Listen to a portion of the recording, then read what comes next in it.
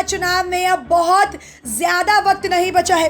सभी राजनीतिक दल अपने अपने गठबंधन को मजबूत करने में जुटे हैं। इसी बीच राज्य के पूर्व मुख्यमंत्री जीतन राम मांझी महागठबंधन का साथ छोड़ एनडीए में शामिल हो गए हैं। इसी के साथ बिहार में सियासी बाजार गर्म हो गया है। हिंदुस्तानी आवाम मोर्चा के प्रदेश कार्यकारी अध्यक्ष मांझी के इस कदम का विरोध कर रहे हैं और महागठबंधन में ही रहने की बात कर रहे हैं। वहीं मांझी के एनडीए में आने से एलजेपी की नाराजगी और बढ़ गई है और अब पार्टी जेडीयू के खिलाफ अपने उम्मीदवार खड़े कर सकती है।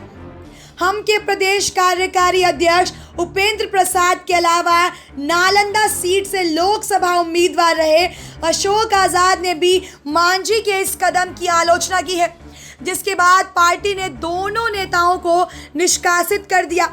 इस पर महागठबंधन का दावा है कि एनडीए में एलजेपी के साथ दलित वोट पर अब हम की भी दावेदारी हो जाएगी।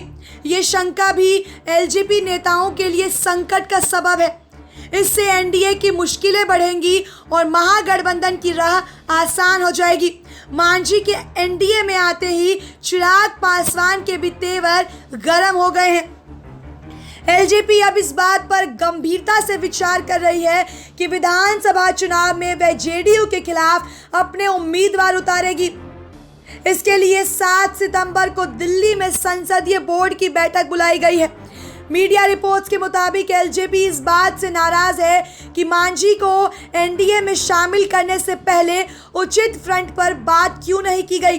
पार्टी का आरोप है कि जेडीयू का मांझी को एनडीए में शामिल करने का फैसला एक तरफा है।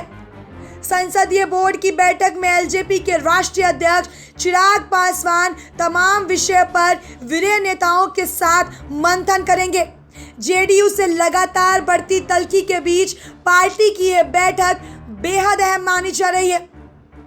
मांझी के एनडीए में शामिल होने के बाद बिहार के उप मुख्यमंत्री सुशील कुमार मोदी ने कहा कि पूर्व सीएम जीतन राम मांझी जी का महागठबंधन छोड़ना साबित करता है कि जेल से चलने वाली पार्टी दलित पिछड़ों का भला नहीं कर सकती।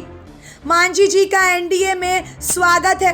गठबंधन में उनके शामिल होने से और मजबूती मिलेगी।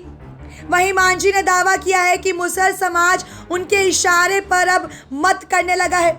ऐसे में मगध प्रमंडल और नेपाल की सीमा से जुड़े सीमांचल के जिलों में बसी मुसहर समाज की बड़ी आबादी पर वे इस बार अपना प्रभाव छोड़ पाएंगे।